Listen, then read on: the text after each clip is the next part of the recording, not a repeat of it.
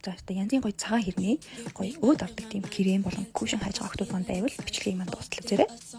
Цагаан тавтай крем маань болохоор манай бүр бест селлер байгаа. Харин кушн маань сүүл шинээр гарсан өөд аргачтай баг зэрэг мат мөн давхар чигшүүлэгчтэй кушн байгаа. За нэг талдаа кушны төрхөд үзье. Кушн маань маш сайн өөд аргачтай, дээрээс нь тогтод сайтай, мөн давхар чигшүүлэгчтэй байгаа. За би өөрөө 21 биш 22 хавтаа төрхөдөг болохоор надаа нэлээд цагаатаа тэгээд нийт хүрээд төрсний дараа бол тийм барцааж юм байхгүй байгаа. Тэгээд давхар өөг маань сайн дарж өгсөн байгаа. Миний ерний сэвхийг дарахад нэлээд өөд аргачтай гэрээ хэрэгтэй байдаг. Өөд аргач бас давхар ашигладаг байгаа. Гэхдээ энэ кушн маань бол дангаар ангийн хангалттай өөг маань дараад өгсөн байгааг харж байгаа. За нөгөө талдаа кремийнхаа нэг номероос түрхээд харцгаая. За бас адилхан өөд аргачтай, чигшүүлэгчтэй крем байгаа. За ер нь бол түрхтэй ингээд маш сайн тараагаад тэгээд яг энэ хамааны угуулсны хажуугаар аюу хурдан ингээд бодог маань харьцаад идэг шүү дээ. Тэр ихсээрээ нэлээд сайн чигжээд түрхээд өгөх юм бол кремний маань тогтцсон илүү удаан болж өгдөг байгаа шүү.